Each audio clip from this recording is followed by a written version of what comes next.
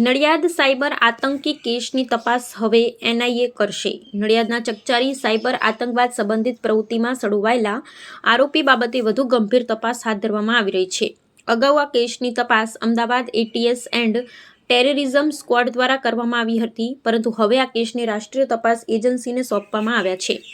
વિશેષ માહિતી મુજબ આરોપી કેટલાક આંતરરાષ્ટ્રીય સાયબર ગુનાહિત તત્વો સાથે જોડાણમાં હોવાનું શંકાસ્પદ ઇનપુટ મળતા કેસની વધુ ઊંડી તપાસ માટે કેન્દ્ર સરકારના નિર્ણયો બાદ એનઆઈએનું ચાર્જ આપવામાં આવ્યો છે। હવે એનઆઈએ આરોપી સાથે સંકળાયેલા તમામ ટેકનિકલ ડેટા, ડિજિટલ ટ્રેસ અને આંતરરાષ્ટ્રીય કનેક્શનની તપાસ હાથ ધરશે। Bureau report Trushal Pandya.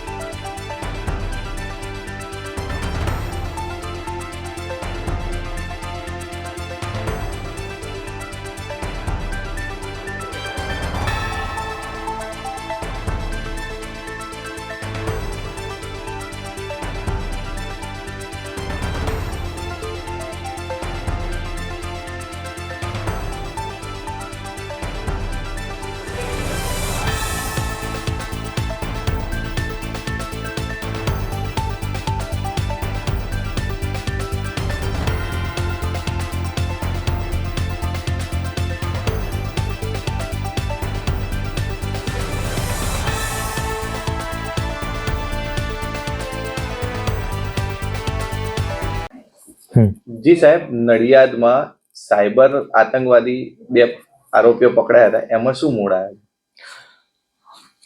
નડિયાદ ખાતે ચકચારી સાયબર ટેરરિઝમના કેસની અંદર નડિયાદના આરોપી જસીમ શાહનવાઝ અંસારી, રહેવાસી મજૂર ગામ મિલ રોડ, તથા એક કાયદાના સંઘર્ષમાં આવેલ બાળક, જે બંને જ્યારે ભારત અને પાકિસ્તાનની વચ્ચે યુદ્ધ ચાલી રહ્યું હતું ત્યારે ભારત સરકાર દ્વારા ઓપરેશન સિંદૂર લોન્ચ કરવામાં આવેલું।